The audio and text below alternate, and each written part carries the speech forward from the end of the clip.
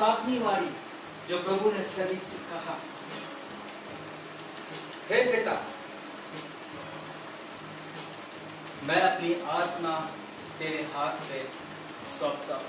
मेरे साथ निकालिए लूका रचित सुसमाचार 23 का 46, a book of Luke chapter 23 and verses 46, that is written, Father, into their hand I commit.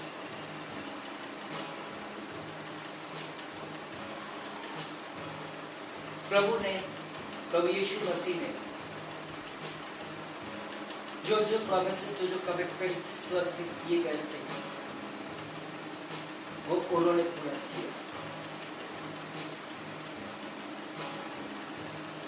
सब कार्य होने के बाद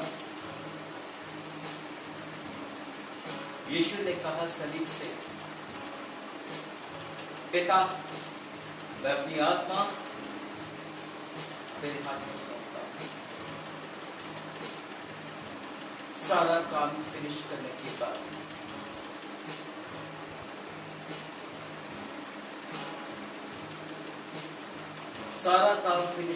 के बाद ऐसा कहा ही नहीं,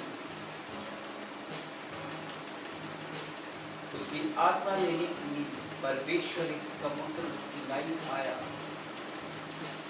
और उसे ले गया, और उसके साथ ही साथ वो डाकू को भी ले गया जिसके लाल रंग के पाप थे और जिसके परमेश्वर के पुत्र यीशु मसीह ने एकदम क्षमा कर दिए थे, माफ कर दिए। वचन में दिया जिसके लाल रंग के पाप भी होंगे तो उनको भी क्षमा कर दिया जाएगा, माफ कर दिया जाएगा, और वचन के अनुसार वैसा ही हुआ। और जब प्रभु यीशु स्वर्ग में थे, सारे एक एक बातों को, एक एक कमांड्स को उन्होंने यस किया और हाँ और आमीन के साथ उन्होंने जब किया, तो जब पिता उसके बेहा पे, यीशु मसीह के बेहा पे क्या, पर उस डाकू को माफ नहीं कर सकता था, किया और साथ में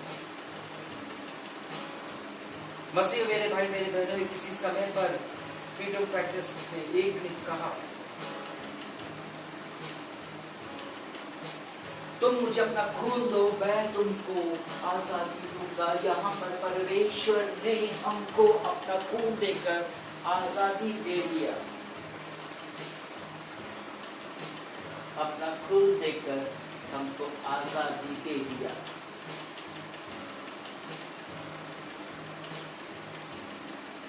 वो चुपचाप सैक्रिफाइस किया, वो चुपचाप उस कटोरे को एक्सेप्ट किया जो हमारे लिए था।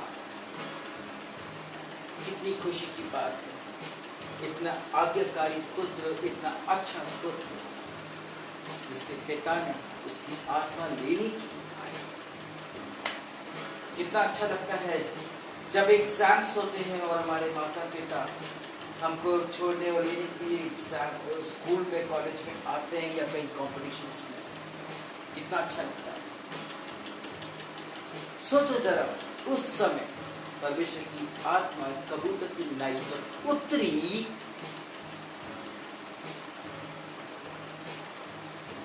उतरी, उन्हीं लोगों के सामने जो लोग उसको थूक रहे थे, बुरा भला कह रहे थे, अशुभ वर्ड्स यूज कर रहे थे, यहां तक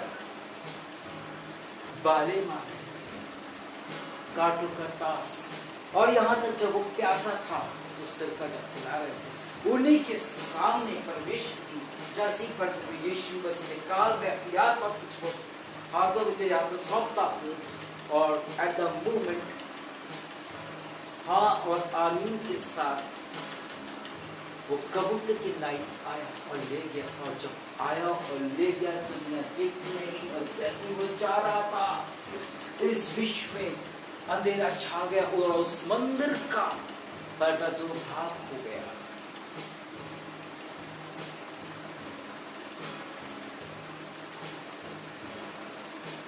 कितना अच्छा हुआ।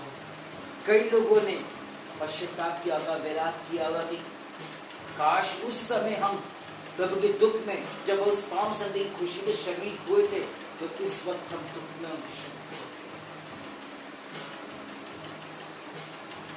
वक्त वही चेला दुख मना रहा था,